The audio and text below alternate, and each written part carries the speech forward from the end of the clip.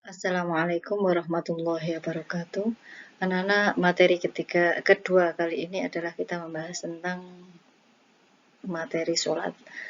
Berbicara tentang sholat, sholat adalah suatu kewajiban yang wajib dilakukan pada waktunya atas seluruh umat Islam.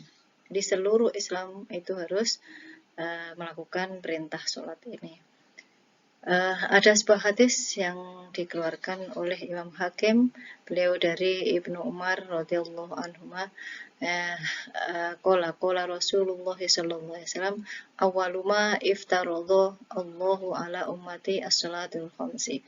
Pertama kali yang difardukan oleh Allah atas umatku, umat Nabi Muhammad berkata seperti itu, adalah yang pertama adalah sholat 5 waktu. Jadi sholat 5 waktu itu merupakan sesuatu yang pertama kali difardukan oleh Allah untuk umatnya Nabi Muhammad.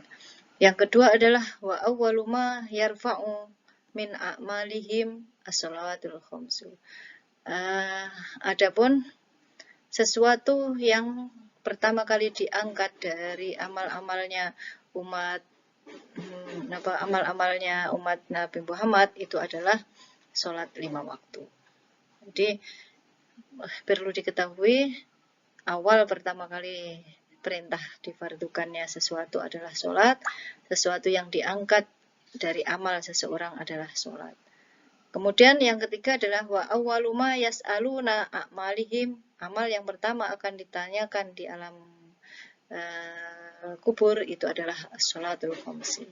Jadi jangan main-main dengan perintah sholat ini, karena sholat adalah suatu kewajiban yang pertama, diangkat pertama, dan akan ditanya dan pertama kali oleh Allah Subhanahu wa Ta'ala.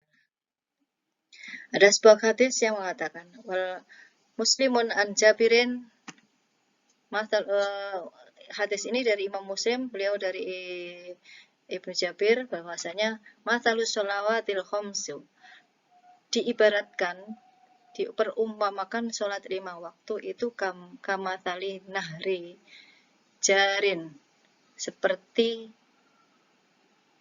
sungai yang mengalir. Ya, mengalir maksudnya di sini adalah mengaliri abdin, adalah hamba sahaya, ala babi ahadikum, atas pintu-pintu salah satu dari kalian semua. Yaktasilu, yang mana air sungai itu mengalir untuk membasuhi fihi, di dalamnya kullu yaumen dalam setiap harinya adalah khamsa marotin, sebanyak 5 kali. Jadi kita ibaratkan, kita ambil saja ya, contoh ini, seandainya ini HP ini adalah tangkainya ini adalah manusia. Manusia pastinya kalau hidup pasti mempunyai dosa. Kalau dosanya orang itu lebih besar daripada orangnya, pasti kita sudah bisa memahami bahwasanya ada di dunia ini orang yang dosanya itu melebihi dari tubuh dia. Perlu diketahui lagi bahwasanya dosa seseorang itu bisa terhapus gara-gara orang itu melakukan sholat. Tadi kemarin kita pelajaran pertama kita membahas tentang wudhu. Wudhu juga demikian. Enak sekali kan jadi orang muslim, wudhu bisa menghapus semua dosanya. Lagi sholat juga demikian. Berbicara tentang sholat, diibaratkan bahwasanya bagaikan orang manusia ini dialiri air sebanyak 1 sungai. Ya, kalau di riwayat yang lain, as-sholatul khamsi, as-sholatul khamsu, sholat 5 waktu itu kama ibajari babi ahadikum, bagaikan air yang mengaliri tubuh orang tersebut. Bikafiril ma'i, dengan kafir itu bukan hanya banyak, selain banyak juga dengan derasnya air. Seandainya ini manusia, kemudian dialiri air yang sebanyak itu dengan tekanan yang besar, maka kata Rasulullah, fama yubki dzalika minad danasi, masihkah ada kotoran yang ada menempel dalam tubuh manusia itu bila dibasuh 5 kali.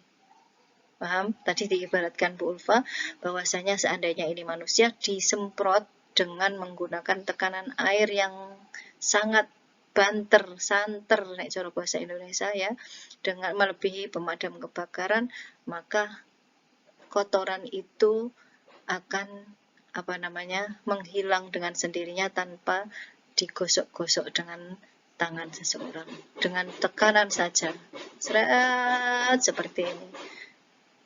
Paham? Jadi rontoklah kotoran tersebut.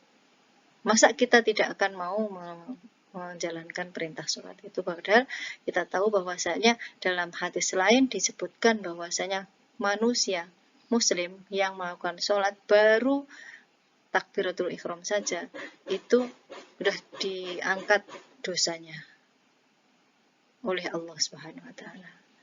Kalau ada orang yang baru takbiratul ihram, Allah mengatakan kepada malaikatnya, wahya malaikati irfa' dzunuba abdi, angkatlah dosa-dosa hambaku itu. Diangkat, semuanya dosa-dosa itu diangkat oleh Allah Subhanahu wa taala melalui tangan malaikat. Nah, kalau dosanya itu sudah diangkat, ini seandainya dosa yang nampak kan ya, kemudian diangkat, terus berarti kan tinggal sisa dari dosa itu saja. Sisa dari dosa itu pasti kan, seandainya dosa itu berbau, misalkan berbaunya seperti itu kotoran ya, itu kan bekasnya walaupun barangnya diambil, bekasnya masih bau kan. Nah, itu seandainya orang itu melakukan sholat disiram dengan air yang banter atau yang deras, yang derasnya itu melebihi pemadam kebakaran dan jumlahnya banyak sekali, maka kata Rasulullah, fahal ataika dzarra, maka apakah masih ada sisa kotoran yang menempel dalam tubuh seseorang. Itulah pentingnya orang yang melakukan sholat lima waktu, apalagi dibasuh sekali dalam sehari dalam 5 kali. Paham ya? Di sehari itu 5 kali. Zuhur salah ya, berdosa ya, melakukan sholat berarti kan dihapus waktu mulai dari perbuatan dosa subuh sampai zuhur sholat, kemudian selesai asar lagi sholat lagi, dosa di antara zuhur sampai asar dihapuskan, asar sampai maghrib sampai isya sampai subuh, begitu terus diulang dan diulang, maka tidak akan pernah ada dosa yang menempel pada tubuh kaum muslimin tersebut. Alhamdulillah. Itulah untungnya kita mempelajari kaidah ilmu fikih ini tadi. Kita bisa paham bahwasanya penting sekali kita itu melakukan sholat. Nah, kalau menunggu sholatnya mingguan, Jumatan toh, terus apalagi ditambah hanya tahunan saja, sholat id saja, ya sudah keburu dosa itu apabila diibaratkan kotoran tadi kan mengering. Jadi kalau mengering kan susah dibersihkan, maka dari itu kita itu bisa mengibrohkan gambaran ini dengan kehidupan kita sehari-hari, bahwasanya kalau dilakukan dengan rutin maka dosa itu mudah dihilangkan. Berikutnya ada hadis lagi ya, yang mana ada hadis yang diriwayatkan oleh Abu Darin dan Imam Ahmad. Mereka berdua berkata bahwa Nabi Muhammad di musim berhujan itu beliau keluar rumah. Ya, saat keluar rumah beliau itu melihat ada pohon itu daun-daunannya rontok. Kemudian Nabi menghampiri pohon itu dengan memetik atau mengambil ranting salah satu pohon tersebut. Maka rontoklah daun-daun yang dipegang Rasulullah. Ranting yang dipegang Rasulullah, daunnya rontok. Terus kemudian Rasulullah mengatakan kepada Abu Darin, ya Abu Darin, ya Rasulullah, ada apa? Ini, lihat, sesungguhnya seseorang hamba Islam yang mau sholat karena mencari ridho Allah, maka rontoklah dosa-dosanya seperti rontoknya daun-daun yang ada di pohon ini. Ya, tadi diibaratkan as-sholatul khamsi kama ijari babi ahadikum bikathiril ma'i. Diibaratkan sholat 5 waktu itu bagaikan dialirinya manusia itu dengan dibasuh, berarti dialiri ya, dibasuh dengan menggunakan air yang tekanannya besar, jumlahnya banyak, dengan diulang 5 kali dalam sehari. Berarti rontoklah dosa-dosa itu. Alhamdulillah. Oke. Nah, barang siapa yang menyanyiakan sholat 5 waktu, ya maka akan diberi menjaga sholat 5 waktu itu, maka akan diberi oleh Allah ya kemuliaan yang berupa yang pertama diangkat segala yarfa'u anhu ghaibun asyr, yaitu diangkatlah kesusahan dalam hidupnya. Yang kedua adalah wa'adzabul qabri, kuburan, siksa-siksa kuburnya diangkat. Yang ketiga diberikan catatan amal dari tangan kanan. Kemudian diberikan saat lewat siratal mustaqim bagaikan kilat. Wa yamurru ala sirati kal barqi. Masuk surga tanpa adanya hisab. Itu kalau mau sholat dengan baik.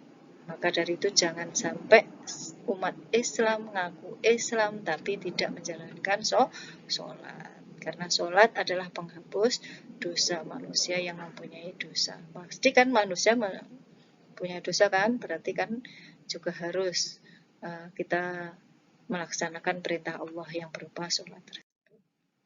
Yang berikutnya adalah barang siapa yang menyia-nyiakan sholat maka akan disiksa dengan 15 siksaan. Yang pertama diberikan di dunia 6 siksaan, saat dia mati dikasihkan 3 siksaan, saat dia di dalam kubur dikasih 3 siksaan, saat keluar dari kubur dikasih 3 siksaan. Na'udzubillah. Apa itu semua? Yang pertama, yunza'u barokatu min umurihi, dicabutnya barokah dari umurnya itu tidak berkah ya. Yang kedua adalah yumha si masolihina min wajihi, dihapusnya tanda-tanda kesolehan pada wajahnya. Na'udzubillah.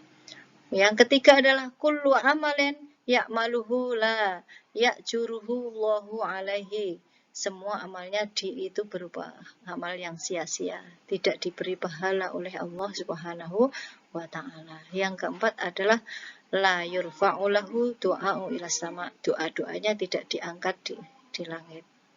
Na'udzubillah.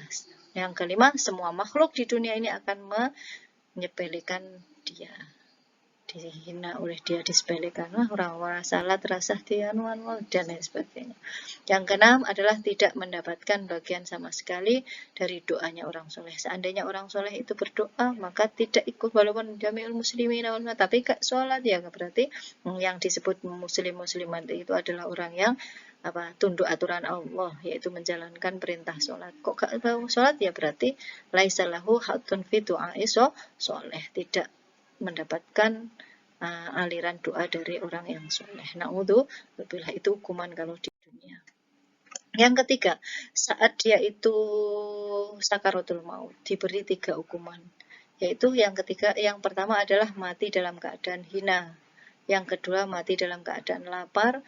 Yang ketiga dalam keadaan haus, walaupun diberi air lautan di dunia, semuanya diminumkan kepada dia yang lautan itu, maka tidak akan pernah menghilangkan rasa haus dari dahaganya orang yang akan melepas dari ruhnya dari tubuhnya. Na'udzubillah. Yang ketiga adalah siksaan yang diberikan pada saat dia itu di dalam kubur. Yang pertama adalah disempitkan kuburnya ya, sehingga tulang berulang hancur. Yang kedua adalah di dalam kuburnya akan dinyalakan api oleh Allah Subhanahu wa taala.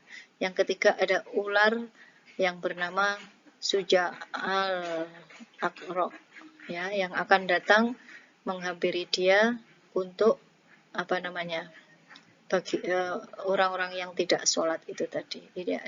Dia akan diciptakan dari api neraka, kukunya terbuat dari besi, dan setiap kuku panjangnya seperti ukuran perjalanan 1 hari. Na'udzubillah min dzalik. Jadi seandainya kerak seperti itu, ya tembuslah tubuh orang itu lukanya sampai ke tulang rusuk. Na'udzubillah min dzalik. Nah, ular itu akan berkata kepadanya, "Aku ini adalah Suja al-Aqra." Suaranya bagaikan petir yang menyambar, dan ular itu berkata, "Tuhanku menyuruhku agar memukulmu karena telah menyia-nyiakan sholat subuh dari subuh sampai zuhur, dan agar memukulmu karena telah menyia-nyiakan sholat zuhur dari zuhur sampai asar, dan agar memukulmu kembali karena menyia-nyiakan sholat asar dari asar sampai maghrib, dan agar memukulmu lagi karena menyia-nyiakan sholat maghrib dari maghrib sampai isya, dan agar memukulmu karena menyia-nyiakan sholat isya dari isya sampai subuh." Ketika ular itu memukulnya 1 kali pukulan, maka yang dipukul itu masuk ke dalam tanah dengan kedalaman ukuran 70 hasta. Ya, 1 hasta kan segini, maaf ya tangan saya itu sini, terus ukuran segini. Jadi itu 1 hasta. Nah, itu 70 kali blesek neng bumi saat dipukul oleh ular tersebut. Lalu ular tersebut memasukkan kuku-kukunya ke bawah tanah dan kemudian mengeluarkannya kembali. Jadi kuku yang panjangnya 1 hari tadi dimasukkan ke tanah, jupuk orang yang blesek ke masuk ke dalam tanah itu tadi untuk disiksa lagi. Okay. Begitu terus ya dalam kuburnya. Na'udzubillah min dzalik sampai datangnya hari kiamat. Siksaan yang ketiga adalah diberikan pada hari kiamat. Allah akan menyeret mukanya orang itu ke neraka jahanam. Yang ketiga adalah Allah akan murka pada waktu dia dihisab sehingga daging mukanya itu leleh karena takut murka Allah itu berjatuhan karena takut Allah murka. Saking wedine niku daging-daging ini meleleh. Na'udzubillah min dzalik. Yang ketiga adalah diberatkannya hisab. Yakni Allah akan menghisapkan dengan hisapan yang sangat berat dan tiada guna atasnya dari kelebihan apapun untuk selama-lamanya. Na'udzubillah min dzalik. Mereka dilemparkan ke neraka gara-gara